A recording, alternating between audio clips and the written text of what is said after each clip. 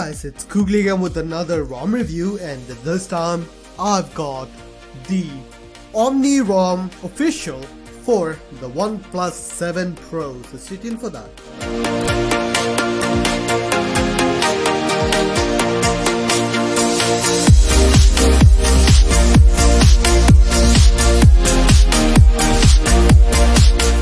So guys, the OmniROM is now available for our OnePlus 7 Pro as the official version, which is going to be updated weekly. So that is a great news. OmniROM, if you don't know, is one of the best ROMs available for any device. It does have the pickup wake sensor and all that. I'm not really sure if visible with the lightning, but it is available. Fingerprint scanner is working. This is the launcher with which it comes. It is using the Omni launcher, and it does have clear all swipe button, have recent view, which is interesting. Now let's get to the about phone page. In the about phone page, you can see it is for the OnePlus 7. Now this is the 28/7 version. I know that in about 2 or 3 days the new version weekly will be coming. Usually it comes out on Sunday. It is on Android 9.0. July security patches, August security patches has not been launched or merged. It will be soon enough. Excellent status is enforcing if you are interested in that. Now if you click on that, you do have a fun little game called Oreo Hunt, which it's really addicting. I've gone up to 70 when I was trying this on the OnePlus 60. Now OmniROM, again, if you don't know, it's not a very feature-rich ROM, but all the features here are pretty unique and it has a purpose. It's a very purposeful ROM. Before getting into the features, everything is working. I was using Geo, VLD is working fine.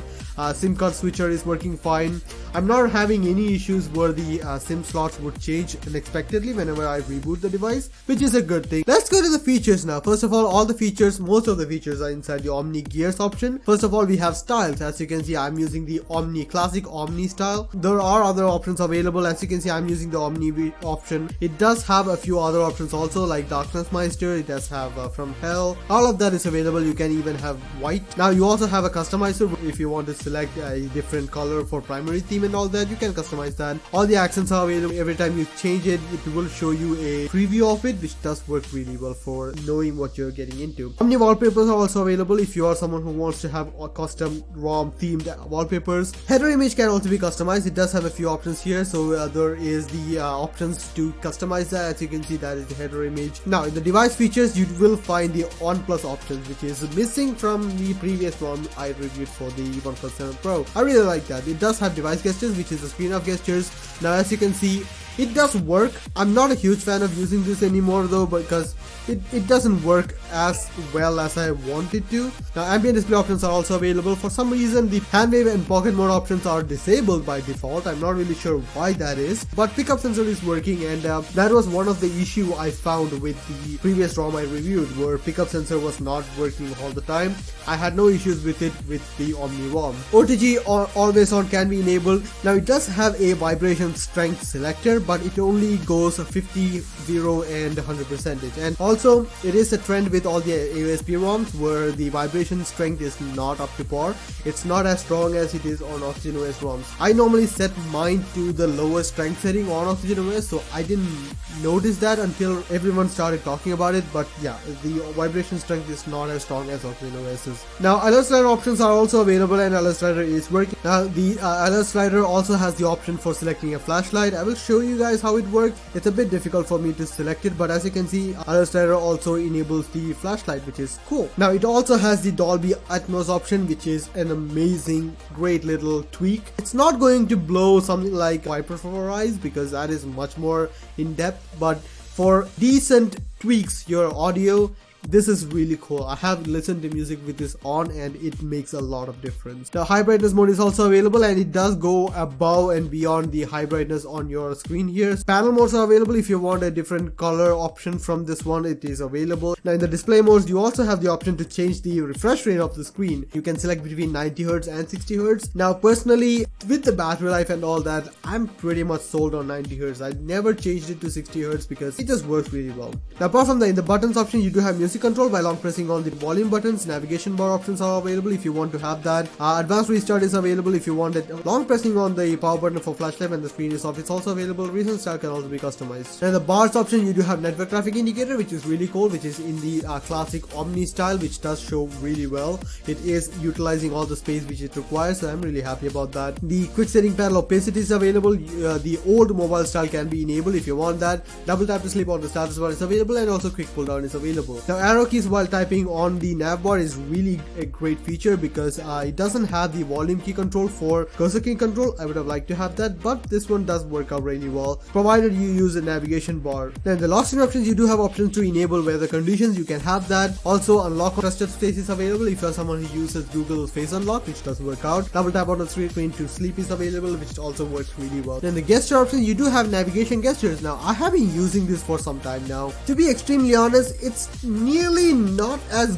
good as I expect it to be. Maybe something to do with the settings here, or maybe something to do with something else. I don't know what it is. It just doesn't get triggered when I want it. For example, whenever I try to go back when I have the keyboard on, it's so much worse. It is really bad. I don't like it. It's just so much bad. It's just so much more infuriating. I don't really like that. I would suggest you use navigation bar with it. Hey, maybe with the next version it may get fixed, but as of now, I wouldn't suggest using the gesture navigation. Now in the weather options, you do have weather service. You can enable that, you can select that. It is using open weather map. You also can select the icon pack if you want to have that. There are countless icon packs available in the Play Store. And the display color options, you do have customization for the hue and all that. You can customize it to pretty much what you want, and it is really cool. Now the dial option, you do have vibrate options for all of these options, which does work out. Fingerprint option, you do have the option to set a custom fingerprint icon. You just select the PNG file, you can Google that, you download it from the Google image search, and it will be set. Now system UI tuner, you have quick setting option. You can customize how the brightness slider is, and also information enter. You can disable a bunch of stuff here. These are all the icons which are available. Now you also have options for all of these icons. It does have caffeine, it does have high brightness style, night mode, data saver, all of that is available, and also you can customize the layout of it. It does have quick bar columns and also the column layout for normal stuff, so it does work out really well. Now in the status bar options, you do have options to disable what all you don't need. Hide disabled SIM card is also available if you want to have that, which does work out really well. Do not disturb is available. If you are someone who uses navigation bar, it does have an option to tweak it, edit it, you can add the buttons to it. It does work out really well. Now in the lost in options, you do have option to disable the shortcuts, which I do almost all the time. It also has the option to show the charging wattage whenever it is charging, show the current value, and also the temperature of it. Always show battery bar is also available if you want to have that. Let me just show you.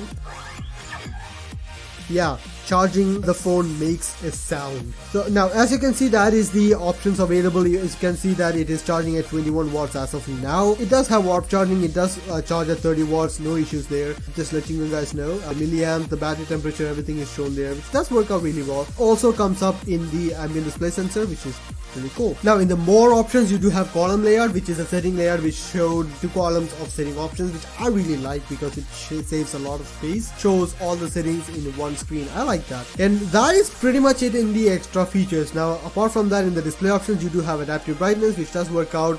Font size display size is available. Ambient display option for new notification and always on is also available if you are someone who uses that. Device theme is also available if you want to have the applications also know that you are using dock theme. It is available. Battery settings, you do have battery manager. Battery percentage can be enabled on the status bar. Battery image can be enabled on the status bar or disabled. Digital well-being is available, which is pretty cool. And also in the system options, you do have gestures, which is for double tapping on the power button for jumping to camera. Swipe up on home button if you want to use the Google style pill nav bar. It also comes with the system update feature, which is Delta update, which works really well. I'm really happy about Delta updates because it's one of those things which saves you a lot of time in data. And that is pretty much it in the feature section for OmniROM. As you can see, it is not the most anemic ROM when it comes to features, but there are ROMs which have a lot more features. Like Havoc ROM has a lot more features. These options are more like very useful features which I would love to have on any ROM. I would love to have all of these features on the stock ROM. Now the battery life. The battery life I got was pretty normal. I'm getting somewhere around 10 to 11% of active drain and about 1.2 to 1.3% of idle drain, which is pretty self-explanatory. It works really well for me and I didn't really have any issues with that. As you can see, I was even using SyncThing. I was using the Sync Pro, which is my Reddit client, MX Player for watching videos. I've been using this for some time, and it works really well. The battery life is actually very good for the custom ROM which I'm using, and I'm really happy with that. Now the performance aspect of the ROM. Performance is pretty much same as any other ROM which you can get, so 362,000 is what I got. Basically the same thing. I'm not going to say it's going to be so much better than any other ROM. I didn't do PUBG test, I didn't care about it because it's a flagship device, it's going to perform as a flagship would. Now the stability of the ROM. Unlike my last ROM which I reviewed, the stability is one of the strong points of this ROM. OmniROM has always been one ROM which you can depend on. Whenever you wanted a ROM which would function correctly, even considering Oxygen OS, it is almost on par with Oxygen OS. I would say that works really well, and I'm really happy with that. Now the camera. It comes with snap camera, pretty decent. It works really well. It has a lot of things which goes on with it. It has the settings menu and all that. It has auto mode. It has nightscape and all that. I'm not going to say it is the best camera available. It is still behind Gcam in my opinion. Gcam is available for those who want to try it. You can do many more things with it. Now the aesthetics of the ROM. The aesthetics of the ROM is pretty unique, honestly. There are a lot of things which is working really well on the OmniROM. The aesthetic style is pretty good. I don't think it is the best. I still think Havoc ROM still makes me want to use the phone that much more. Aesthetics is a subjective thing. OmniROM does have a unique style to it, and all the features which are available, the notification options and all that is really cool. This one is just seriously cool. I mean, I like a ROM which allows the settings menu to be column like this one because it just saves space. It's just so much more practical. Now the overall experience of using the ROM. I have not used the phone for the standard amount of time that I use a ROM on the OnePlus 7 or the OnePlus 60 or any of my previous phones. I've used this for about a day. The reason is that I don't know if I want to use this as my daily driver as of now. The reasons include there is no option for call recorder, which is a very important feature for me because I tend to get a lot of calls and I have a lot of trouble remembering stuff. Not having call recorder is a very big issue for me, one issue of the most, and also the navigation gesture is just not working really well for me. I'm having a lot of issue with accidental presses and all that. This is a few of the things which I want corrected for me personally to be something which I want to just letting you guys know. But for the most part, as an USB ROM, it is super stable and I think a lot of people are going to like it. So let me show you guys the boot animation, which is pretty cool. So here is the OmniROM boot animation, which is pretty cool, and as you can see, it's bloody fast. So guys, there you have it. That is the OmniROM for the OnePlus 7 Pro. What do I think of it? I mean, it is a great ROM, probably the most daily drivable ROM available for our device apart from Oxygen OS. Personally though, I want a lot more features and I want a lot more oomph with my ROM. I want something like Havoc ROM, MSM Extended for the OnePlus 3. Those kind of ROMs make me excited. This one, it makes me excited for a different reason. It makes me excited for having an alternative to Oxygen OS when Oxygen OS runs out. That is what makes me excited about this ROM. But as a daily driver, I personally won't be using this. This is a very personal thing about using a custom ROM on my device. I want a lot more features and I want to tinker around with it. I want to use a lot of kernels, want stuff to break and me to fix it. But that's just how I use it. For a person who uses the OnePlus 7 Pro as their daily driver, if you're not content with Oxygen OS and their battery management problems, OmniROM is probably one of the best ROMs for you. So yeah, I guess that much is it about the ROM then. Hope you guys liked the video. Please share, subscribe and like the video if you found it useful. See you guys next time. Bye.